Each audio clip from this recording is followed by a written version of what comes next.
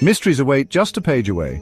Ready to dive in? Welcome to The Book Reader, where stories unfold one enchanting page at a time. Subscribe now and unlock the magic. Of The Girl Who Played with Fire by Stieg Larsson. Part 4. Terminator Mode. Chapter 26. Wednesday, April 6th. Inspector Bublansky was in a dismal mood when he met Modig in the parking lot outside the hospital just before 7 o'clock. Blomkvist had woken him up, and he in turn called Modig and woke her up.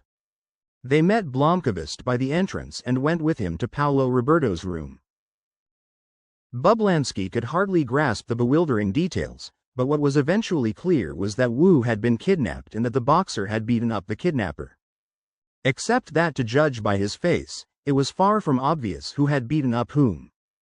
As far as Bublansky was concerned, the night's events had lifted the investigation of Lisbeth Salander to a whole new level of complication.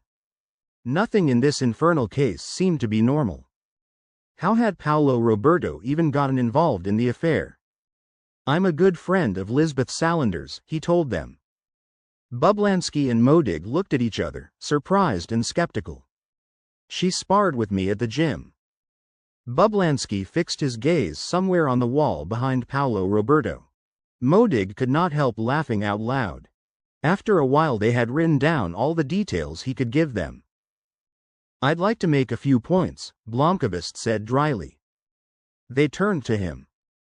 First of all, Paolo's description of the man who drove away from the warehouse in the van matches the one I gave of the person who attacked Salander at the same spot on Lundagatan. A tall guy with a light brown ponytail and a beer belly. Okay? Bublansky nodded. Second, the point of the kidnapping was to force Miriam Wu to reveal where Lisbeth Salander is hiding. So these two thugs have been looking for Salander since at least a week before the murders. Agreed? Modig murmured a yes. Third, it looks less likely that Salander is the lone nutcase she has been portrayed as. And neither of these maniacs seems, on the face of it, to be a member of a lesbian Satanist gang. Neither Bublansky nor Modig said a word. And finally, number 4. I think this story has something to do with a man called Zola. Dag Svensson did a lot of work on him in his last 2 weeks. All the relevant information is in his computer. Dag linked him to the murder of a prostitute named Irina Petrova in Sodertalj. The autopsy recorded that she was very severely beaten. So severely that any one of 3 of the worst blows would have been fatal on its own. Her injuries sound very like the ones that Miriam Wu and Paolo Roberto have been subjected to. In both cases, the instruments of this extraordinary violence could be the hands of a gigantic thug. And Björman? Bublansky said. Let's suppose that someone had a reason to silence Svensson. Who would have had a motive to murder Salander's guardian? All the pieces of the puzzle aren't in place yet, but there's a connection between Björman and Zola. That's the only credible solution. Could you agree to start thinking along new lines? I think that these crimes have something to do with the sex trade. And Salander would sooner die than be involved in something like that. I told you she's a damned moralist. So what was her role? What was she doing at Svensson and Johansson's apartment? I don't know. Witness? Opponent? Maybe she was there to warn Dag and Mia that their lives were in danger. Bublansky set the wheels in motion. He called the Sodertalj police and gave them Paolo Roberto's directions to a dilapidated warehouse southwest of Lake Ingern. Then he called Holmberg. He lived in Flemingsberg and was closest of the team to Sodertalj, and asked him to join up with the Sodertalj police as soon as he possibly could to assist with the crime scene investigation. Holmberg called back an hour later. He had arrived at the crime scene. The Sodertalj police had had no difficulty finding the warehouse. Along with 2 smaller storage sheds, it had burned to the ground, and the fire department was there now, mopping up.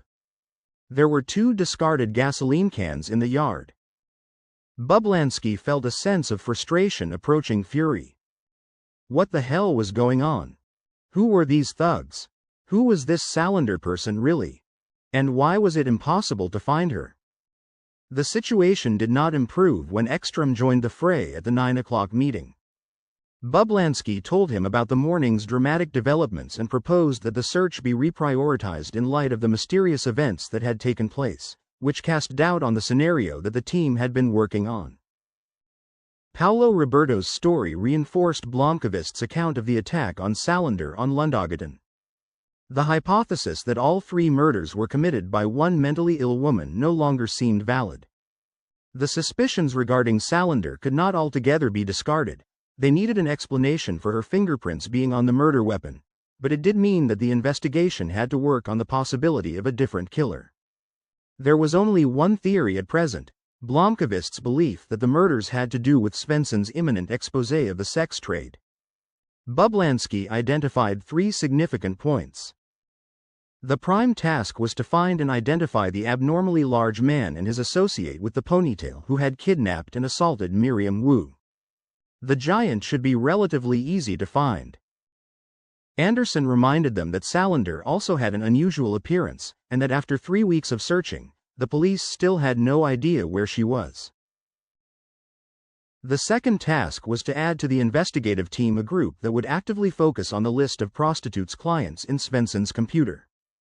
There was a logistical problem associated with this. The team had Svensson's computer from Millennium and the zip disks that held the backup of his missing laptop, but they contained several years' worth of collected research and thousands of pages. It would take time to catalog and study them. The team needed reinforcements, and Bublansky detailed Modig to head that unit. The third task was to focus on a person who went by the name of Zala. The team would enlist the assistance of the National Criminal Investigation Department, since they apparently had come across the name. He assigned that task to Fast. Finally, Anderson was to coordinate the continued search for Salander. Bublansky's report took 6 minutes, but it touched off an hour-long dispute. Fast was vociferous in his resistance to Bublansky's proposals, and he made no attempt to conceal this. His opinion was that the investigation, regardless of the new, peripheral, he called it, information, had to stay focused on Salander. The chain of evidence was so strong that it was unreasonable to divide the effort into different channels. This is all bullshit. We have a violence-prone nutcase who has grown worse and worse over the years. Do you actually believe that all the psychiatric reports and results from forensics are a joke? She's tied to the crime scene. We know she's a hooker, and there's a large sum of money unaccounted for in her bank account. I'm aware of all that. She's also a member of some sort of lesbian sex cult. And I'll be damned if that dyke Silla Noren doesn't know more than she's letting on. Bublansky raised his voice. Fast. Stop it. You're totally obsessed with this gay angle. It's way past professional. He at once regretted speaking out in front of the whole group. A private talk with Fast would have been more productive. Finally, Ekstrom interrupted the raised voices to approve Bublansky's plan of action. Bublansky glanced at Bowman and Hedstrom. As I understand it, we only have you for 3 more days, so let's make the best of the situation. Bowman, can you help Anderson track down Salander? Hedstrom, you'll stay with Modig. Ekstrom raised his hand as they were about to break up. One last thing. We're keeping the part about Paolo Roberto under our hats. The media will go ballistic if one more celebrity springs to light in this investigation. So not a word about it outside this room. After the meeting, Modig took Bublansky aside. It was unprofessional of me to lose patience with Fast, Bublansky said. I know how it feels, she said with a smile. I started on Svensson's computer last Monday. I know. How far did you get? He had a dozen versions of the manuscript and a huge amount of research material, and I don't know yet what's important and what's safe to ignore. Just cataloging it with meaningful names and looking through all the documents will take several days. What about Hedstrom? Modig hesitated. Then she turned and closed Bublansky's door. To tell you the truth, I don't want to trash him, but he isn't much help. Bublansky frowned. Out with it. I don't know, he's obviously not a real policeman like Bowman. He talks a lot of drivel. He has about the same attitude towards Miriam Wu as Fast does, and he's totally uninterested in the assignment. And, although I can't put my finger on it, he has some kind of problem with Salander. How so? I've got a feeling there's some bad blood between them. Bublansky nodded slowly. That's a shame. Bowman's okay, but I don't really like having outsiders involved in this investigation. So what shall we do? You'll have to put up with him for the rest of the week. Armansky said they'll break it off if they don't get results. Keep digging and count on having to do the whole job yourself. Modig was interrupted after only 45 minutes. She was called to Ekstrom's office. Bublansky was with him. Both men were red in the face. Tony Scala, the freelance journalist, had just released a scoop with the news that Paolo Roberto had rescued the S&M dyke Miriam Wu from an unknown kidnapper. The article contained several details that could only be known to someone inside the investigation. It was written in such a way as to suggest that the police were considering filing charges against Paolo Roberto for assault. Ekstrom had already received several phone calls from other papers that wanted news about the boxer's role. He was livid. He accused Modig of having leaked the story. Modig vigorously objected to the accusation, but in vain. Ekstrom wanted her off the investigation. Sonia says she didn't leak anything, Bublansky said. That's good enough for me. It's insane to remove an experienced detective who's familiar with every detail of the case. Ekstrom refused to budge.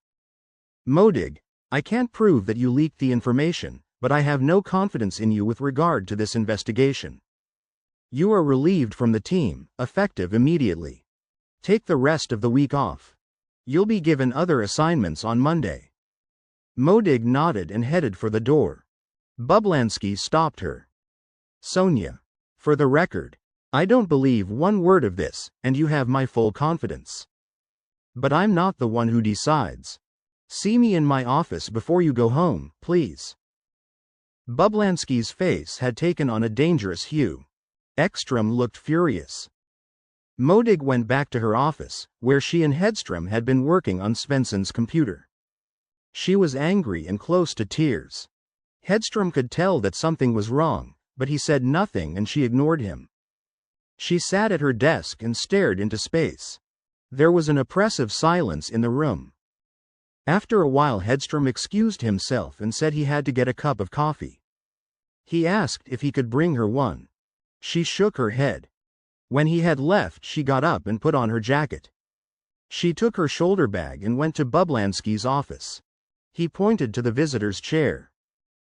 Sonia, I don't intend to yield in this matter unless Ekstrom removes me from the investigation too. I won't accept it and I'm thinking of filing a complaint. Until you hear otherwise from me, you'll remain on the team. At my direction. Understand? She nodded. You will not take the rest of the week off, as Ekstrom said. I want you to go to Millennium's offices and have another talk with Blomkvist. Ask him for help in guiding you through Dag Svensson's hard drive. They have a copy there. We can save a lot of time if we have somebody who's already familiar with the material picking out the things that might be important. Modig breathed more easily. I didn't say anything to Hedstrom. I'll take care of him. He can help Anderson. Have you seen Fast? No. He left right after the meeting. Bublansky sighed. Blomkvist had arrived home from the hospital at 8 o'clock a.m. He had had too little sleep and he had to be at his best for an afternoon meeting with Björk in Smadalero. He undressed, set the alarm for 10:30, and got 2 more hours of much-needed sleep. He shaved, showered, and put on a clean shirt. As he was driving past Gulmarsplan, Modig called his mobile. Blomkvist explained that he would not be able to meet her. She told him what she needed, and he referred her to Berger. When she arrived at Millennium's offices, Modig found that she liked the self-confident and slightly domineering woman with the dimples and shock of short blonde hair. She vaguely wondered whether Berger was a dyke too, since all the women in this investigation, according to Fast, seemed to have that inclination. But then she remembered that she had read somewhere that Berger was married to the artist Gregor Beckman. There's a problem here, Berger said, after listening to her request. What's that? It's not that we don't want to solve the murders or help the police. Besides, you already have all the material in the computer you took from here. The dilemma is an ethical one. The media and the police don't work very well together. Believe me, I found that out this morning, Modig said with a smile. How so? Nothing. Just a personal reflection. Okay. To maintain their credibility, the media have to keep a clear distance from the authorities. Journalists who run to the police station and cooperate with police investigations will end up being errand boys for the police. I've met some of those, Modig said. But the opposite can also be true. And the police end up running errands for certain newspapers. Berger laughed. That's right. I'm afraid to say that at Millennium we simply can't afford to be associated with that sort of mercenary journalism. This isn't about you wanting to question any of Millennium's staff, which we would allow without hesitation, but about a formal request for us to assist actively in a police investigation by placing our journalistic material at your disposal. Modig nodded. There are 2 points of view on that, Berger said. First, one of our journalists has been murdered. So we will help out all we can. But the second point is that there are some things we cannot and will not give to the police. And that has to do with our sources. I can be flexible. I can pledge to protect your sources. It's not a matter of your intent or our trust in you. It is that we never reveal a source, no matter what the circumstances. Understood. Then there's the fact that at Millennium we're conducting our own investigation into the murders, which should be viewed as a journalistic assignment. In this case, I'm prepared to hand over information to the police when we have something finished that we are ready to publish, but not before. Berger frowned as she paused to think. I also have to be able to live with myself. Let's do this. You can work with Malin Eriksson. She's familiar with the material and competent to decide where the boundaries lie. She'll guide you through Dag's book, with the objective of compiling a list of all those who might be suspects. As she caught the shuttle train from Södra station to Södertälje, Irene Nesser was unaware of the drama that had occurred the night before. She was wearing a mid-length black leather jacket, dark pants, and a neat red sweater. She wore glasses that she had pushed up on her forehead. In Södertälje she walked to the Strängnäs bus and bought a ticket to Stallerholmen. She got off the bus a little south of Stallerholmen just after 11 o'clock a.m. There were no buildings in sight. She visualized the map in her head. Lake Mälaren was a few miles to the northeast. It was summer cabin country, with a scattering of year-round residences. Bjurman's property was about 2 miles from the bus stop. She took a swallow of water from her bottle and started walking. She got there about 45 minutes later. She began by making a tour of the area and studying the neighboring houses. About 150 yards to the right, she saw the next cabin. Nobody was at home. To the left was a ravine. She passed 2 summer houses before she reached a group of cabins where she noticed signs of life. An open window and the sound of a radio. But that was 300 yards from Bjurman's cabin. She could work undisturbed. She had taken the keys from his apartment. Once inside, she first unscrewed a window shutter at the back of the house, giving her an escape route in case any unpleasantness should occur at the front.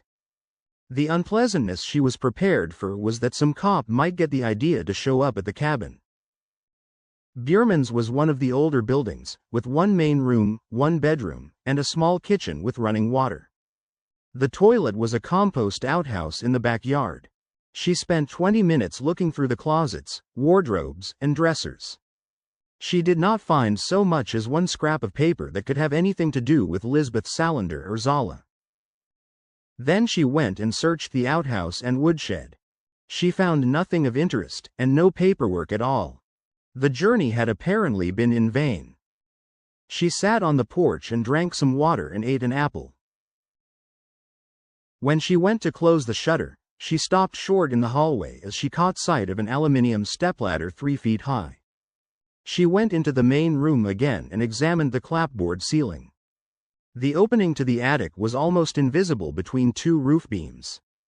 She got the stepladder, opened the trapdoor, and immediately found two A4 file boxes, each containing several folders and various other documents. Things had gone all wrong. One disaster had followed another. The blonde giant was worried. Sandstrom had gotten hold of the Rantas. They said he sounded terrified and reported that the journalist Svensson had been planning an exposé about his whoring activities and about the Rantas. So far it hadn't been a big deal. If the media exposed Sandstrom, it was none of his business, and the Ranta brothers could lie low for as long as they needed to. They had taken the Baltic Star to Estonia for a vacation. It was unlikely that the whole mess would lead to a court case, but if the worst should happen, they had done time before. It was part of the job description. More troublesome was that Salander had managed to elude Maggie Lundin. This was incredible, since Salander was a rag doll compared to Lundin. All he had to do was stuff her in a car and take her to the warehouse south of Nykvarn. Then Sandstrom had received another visit, and this time Svensson was after Zala. That put everything in a whole new light. Between Bjurman's panic and Svensson's continued snooping, a potentially dangerous situation had arisen. An amateur is a gangster who is not prepared to take the consequences. Bjurman was a rank amateur. The giant had advised Zala not to have anything to do with Bjurman, but for Zala the name Lisbeth Salander had been irresistible. He loathed Salander. It was a reflex, like pressing a button. It was pure chance that he had been at Bjurman's place the night Svensson called. The same fucking journalist who had already caused problems for Sandstrom and the Rantas. He had gone to Bjurman's to calm him down or to threaten him, as needed, after the abortive attempt to kidnap Salander. Svensson's call had triggered a wild panic in Bjurman, a reaction of unreasonable stupidity. All of a sudden he wanted out. To top it off, Bjurman had fetched his cowboy pistol to threaten him. The giant had just looked at Bjurman in surprise and had taken the gun from him. He was already wearing gloves, so fingerprints weren't a problem. He had no choice. Bjurman had obviously flipped out. Bjurman knew about Zala, of course. That was why he was a liability. The giant couldn't really explain why he made Bjurman take off his clothes, except that he hated the lawyer and wanted to make that clear to him. He had almost lost it when he saw the tattoo on Bjurman's abdomen. I am a sadistic pig, a pervert, and a rapist. For a moment he almost felt sorry for the man. He was such a total idiot. But he was in a business where such feelings could not be allowed to interfere with what they had to do. So he had led Bjurman into the bedroom, forced him to his knees, and used a pillow as a silencer. He had spent 5 minutes searching through Bjurman's apartment for the slightest connection to Zala. The only thing he found was his own mobile number. To be on the safe side, he took Bjurman's mobile with him. Svensson was the next problem. When Bjurman was found dead, Svensson would inevitably call the police and tell them about his call to the lawyer to ask about Zala. Zala would then become the object of police interest. The blonde giant considered himself smart, but he had an enormous respect for Zala's almost uncanny strategic gifts. They had been working together for nearly 12 years. It had been a successful decade, and he looked up to Zala with reverence. He could listen for hours as Zala explained human nature and its weaknesses and how one could profit from them. But quite unexpectedly their business dealings were in trouble. He had driven straight from Bjurman's to Enskede and parked the white Volvo 2 streets away. As luck would have it, the front door of the building was not locked. He went up and rang the doorbell with the nameplate Svensson Johansson. He had fired 2 shots. There was a woman in the apartment too. He didn't search the apartment or take any of their papers with him. He did take a computer that was on the table in the living room. He turned on his heel, went down the stairs, and out to his car. His only mistake had been dropping the revolver on the stairs while he was trying to balance the laptop and at the same time fish out his car keys. He stopped for a second, but the gun had skittered down the stairs to the basement, and he decided it would take too much time to go down and get it. He knew he was someone people would not forget having seen, so the important thing was to get out of there before anyone laid eyes on him. The dropped revolver had been at first a source of criticism until Zola realized its implications. They were astonished when the police began a search for Salander. His mistake had turned into an incredible stroke of luck. It also created a new problem. Salander became the only remaining weak link.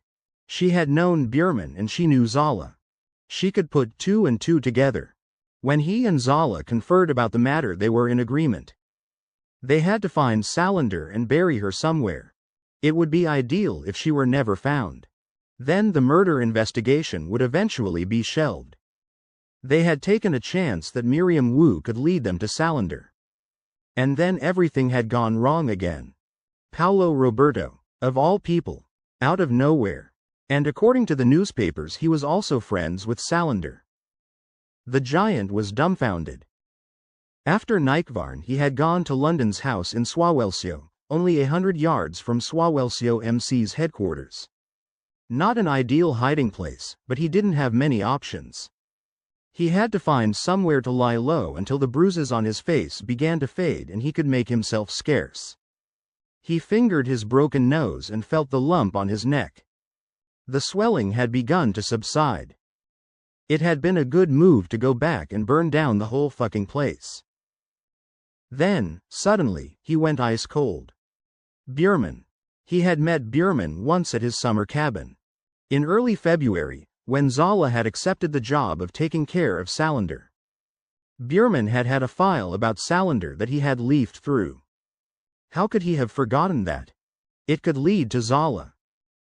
He went down to the kitchen and told London to get himself to Stallerholmen as fast as he could and start another fire. Bublansky spent his lunch break trying to put in order the investigation he knew was about to collapse. He spent time with Anderson and Bowman, who brought him up to date on the hunt for Salander. Tips had come in from Goatbog and Norrköping. Goatbog they ruled out right away, but the Norrköping sighting had potential.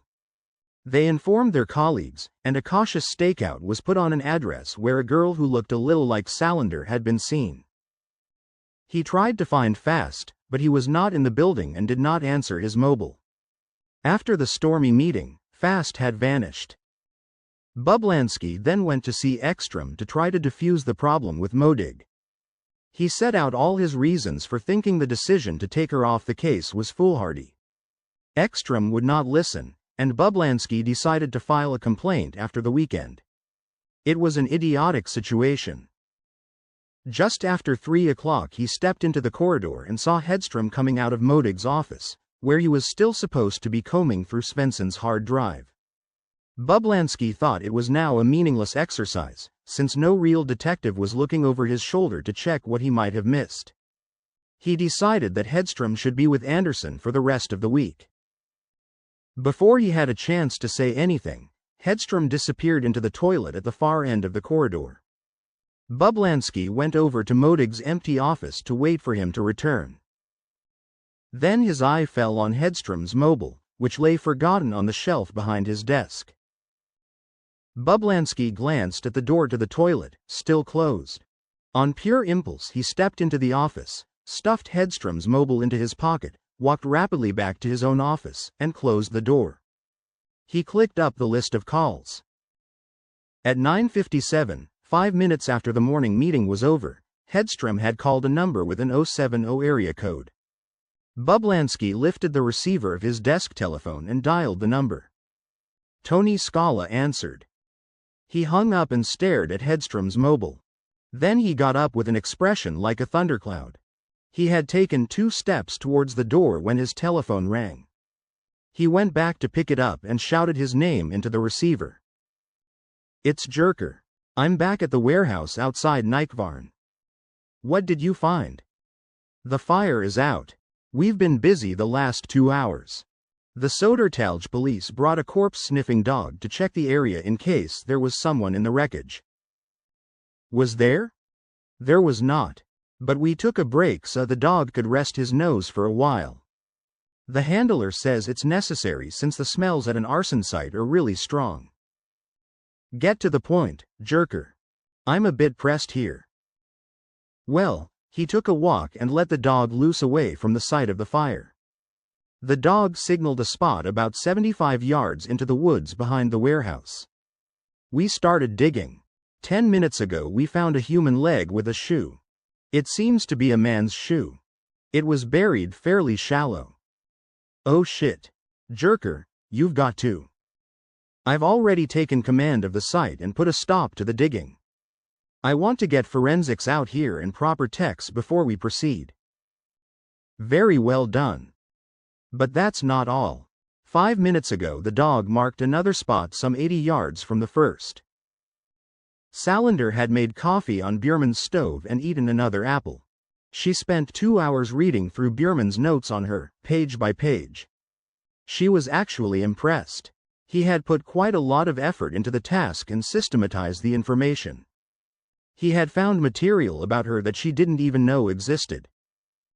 She read Palmgren's journal with mixed feelings. It took up 2 black notebooks. He had started keeping a diary about her when she was 15. She had just run away from her third set of foster parents, an elderly couple in Sigtuna. He was a sociologist and she was an author of children's books. Salander had stayed with them for 12 days and could tell that they were tremendously proud of making a social contribution by taking her in, and that they expected her constantly to express gratitude. She had finally had enough when her foster mother, boasting to a neighbor, started expounding about how important it was that someone took care of young people who had obvious problems. "I'm not a fucking social project," she wanted to scream. On the 12th day she stole 100 kroner from their food money and took the bus to Upplands Väsby and the shuttle train to Stockholm Central. The police found her 6 weeks later in the house of a 67-year-old man in Haninge. He had been an okay guy. He provided her with food and a place to live. She did not have to do much in return. He wanted to look at her when she was naked. He never touched her. She knew he would be considered a pedophile, but she had never felt the least threat from him. She thought him an introverted and socially handicapped person. She even came to experience a feeling of kinship when she thought about him. They were both outsiders. Someone had finally spotted her and called the police. A social worker did her best to persuade her to report the man for sexual assault. She had obstinately refused to say that anything untoward had occurred, and in any case she was 15 and legal. Fuck you. Then Palmgren had intervened and signed for her. He started a diary in what appeared to be a frustrated attempt to allay and resolve his own doubts. The first entries were written in December 1993. L. Increasingly appears to be the most unmanageable young person I've ever had to deal with. The question is whether I'm doing the right thing when I oppose her return to St. Stefan's. She has now run away from 3 foster families in 3 months and obviously risks coming to some harm during her excursions. I have to decide soon whether I should give up the assignment and request that she be put under the care of real experts. I don't know what's right and what's wrong. Today I had a serious talk with her. Salander remembered every word of that serious talk. It was the day before Christmas Eve. Palmgren had taken her to his place and installed her in his spare room. He made spaghetti with meat sauce for supper and then put her on the living room sofa and sat in an armchair across from her. She remembered wondering if Palmgren too wanted to see her naked. Instead, he spoke to her as if she were a grown-up. In fact, it had been a 2-hour monologue. She had hardly uttered a word. He had spelled out the realities, which were in effect that now she had to decide between going back to St. Stefan's and living with a foster family. He would do what he could to find a family acceptable to her, and he insisted that she go with his choice. He had decided that she should spend the Christmas holidays with him so she would have time to think about her future. It was up to her, but on the day after Christmas he wanted a clear answer and a promise from her that if she had problems she would turn to him instead of running away. Then he had sent her to bed and apparently sat down to write the first lines in his diary. The threat of being transported back to St. Stefan's frightened her more than Holger Palmgren could know. She spent an unhappy Christmas suspiciously watching every move he made. The next day he still had not attempted to paw her, nor did he show any sign of wanting to sneak a look at her in the bath. On the contrary, he got really angry when she tried to provoke him by marching naked from his spare room to the bathroom. He had slammed the bathroom door hard. Later she had made him the promises he demanded. She had kept her word. Well, more or less. In his journal, Palmgren commented methodically on every meeting he had with her. Sometimes it was 3 lines, sometimes he filled several pages with his thoughts. Every so often she was surprised.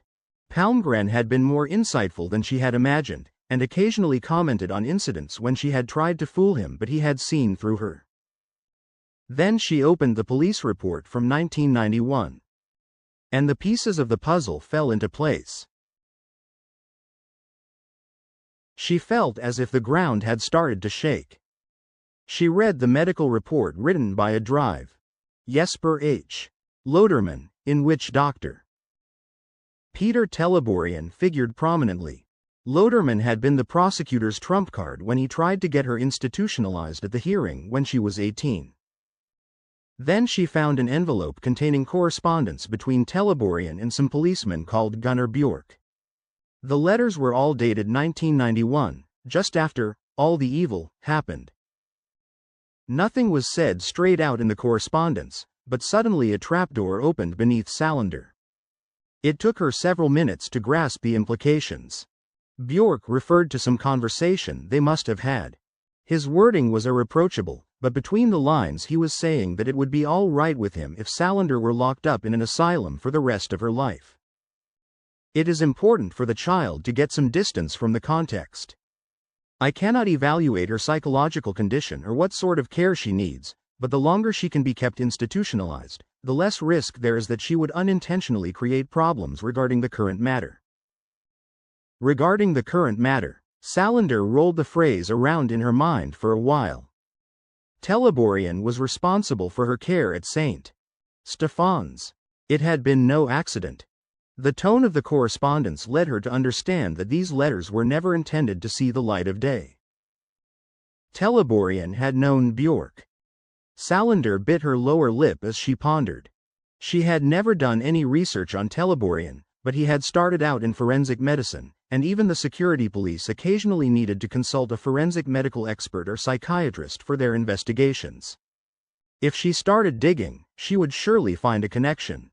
At some point during his career, Teleborian and Bjork's paths had crossed. When Bjork needed someone who could bury Salander, he had turned to Teleborian. That was how it had happened. What previously looked like chance now took on a whole new dimension. She sat still for a long time staring into space. Nobody was innocent. There were only varying degrees of responsibility. And somebody was responsible for Salander. She would definitely have to pay a visit to Smadalero. She assumed that no one in the shipwreck that was the state justice system would have any desire to discuss the subject with her, and in the absence of anyone else, a talk with Gunnar Bjork would have to do. She looked forward to that talk. She did not need to take all the folders with her. As she read them, they became forever imprinted on her photographic memory. She took along Palmgren's notebooks, Bjork's police report from 1991, the medical report from 1996 when she was declared incompetent, and the correspondence between Teleborian and Bjork. That was enough to fill her backpack. She closed the door, but before she had time to lock it, she heard the sound of motorcycles behind her. She looked around. It was too late to try to hide, and she didn't have the slightest chance of outrunning 2 bikers on Harley-Davidsons. She stepped down warily from the porch and met them in the driveway. Bublansky marched furiously down the corridor and saw that Hedstrom had not yet returned to Modig's office. But the toilet was vacant. He continued down the corridor and found him holding a plastic cup from the coffee vending machine, talking to Anderson and Bowman. Bublansky turned unseen at the doorway and walked up 1 flight to Ekstrom's office. He shoved the door open without knocking, interrupting Ekstrom in the middle of a phone conversation. "Come with me," he said. "I beg your pardon?" Ekstrom said. "Put the telephone down and come with me." Bublansky's expression was such that Ekstrom did as he was told. In this situation, it was easy to understand why Bublansky had been given the nickname Officer Bubble.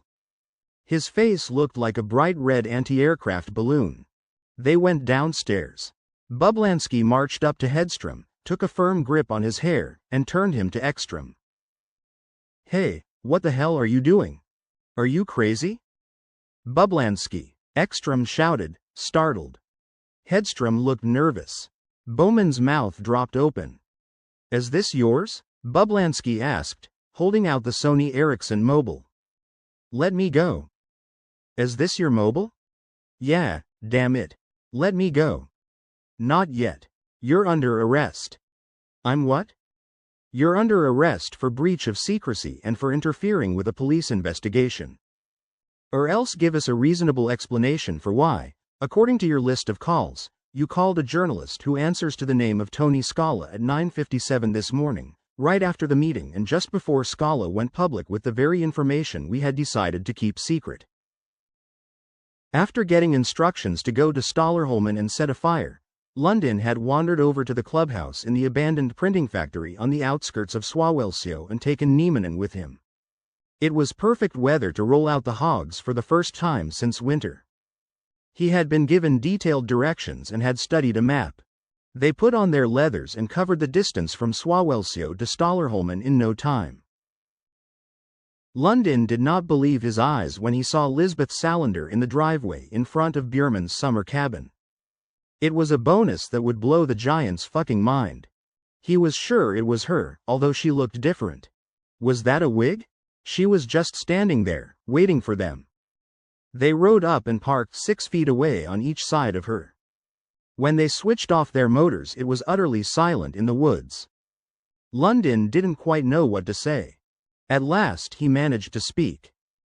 "Well, how about that? We've been looking for you for a while, Salander. Sonny, meet Fröken Salander." He smiled. Salander regarded Lundin with expressionless eyes. She noticed that he still had a bright red, newly healed welt on his cheek and jaw where she had cut him with her keys. She raised her eyes and looked at the treetops behind him. Then she lowered them again. Her eyes were disconcertingly coal-black. "I've had a fucking miserable week and I'm in a fucking bad mood," she said. "You know what the worst thing is? Every time I turn around there's some fucking pile of shit with a beer belly in my way acting tough. Now I'd like to leave. So move your ass." Lundin's mouth was hanging open. He thought he had heard wrong. Then he started laughing involuntarily. The situation was ridiculous. There stood a skinny girl who could fit into his breast pocket getting cheeky with 2 fully grown men with leather vests that showed they belonged to Swawelsio MC, which meant they were the most dangerous of bikers and would soon be members of Hell's Angels. They could tear her apart and stuff her in their saddlebags. Even if the girl was as nutty as a fruitcake, which she obviously was, according to the newspapers and what he had just seen of her here, their emblems still ought to command respect. And she didn't show the smallest sign of that. This sort of behavior could not be tolerated, no matter how ridiculous the situation. He glanced at Niemanen. "I think the dike needs some caulk, Sonny," he said, climbing off the Harley and setting his kickstand. He took 2 slow steps towards Salander and looked down at her. She did not shift an inch.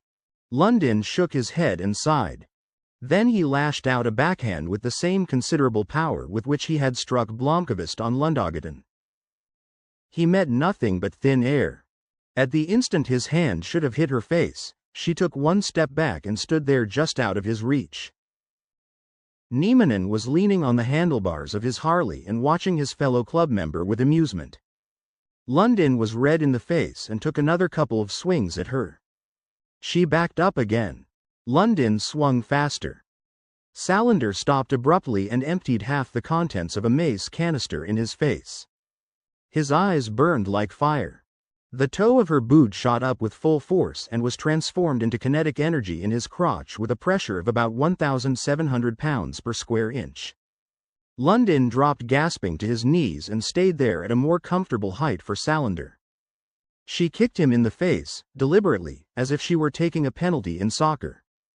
There was an ugly crunching sound before Lundin toppled over like a sack of potatoes.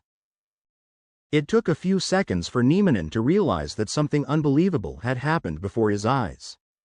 He tried to set the kickstand of his Harley, missed, and had to look down. Then he decided to play it safe and started groping for the pistol he had in his vest's inside pocket. As he was pulling down the zipper, he caught a movement out of the corner of his eye. When he looked up, he saw Salander coming at him like a cannonball. She jumped with both feet and kicked him full force in the hip, which didn't injure him but was hard enough to knock over both him and his motorcycle. He narrowly missed having his leg pinned under the bike and stumbled a few paces backwards before he regained his balance. When he had her in view again, he saw her arm move, and a stone as big as his fist flew through the air. He ducked and it missed his head by about an inch. He finally got out his pistol and tried to flick off the safety, but when he looked up again, Salander was upon him. He saw evil in her eyes and felt for the first time a shocked terror. "Good night," Salander said. She shoved the taser into his crotch and fired off 50,000 volts, holding the electrodes against him for at least 20 seconds. Niemanen was transformed into a vegetable. Salander heard a noise behind her and spun around to see London laboriously getting to his knees. She looked at him with raised eyebrows. He was fumbling blindly through the burning fog of the mace. "I'm going to kill you," he roared. He was groping around, trying to locate Salander. She watched him circumspectly. Then he said, "Fucking whore." Salander bent down and picked up Niemanen's pistol, noticing that it was a Polish P83 Winod.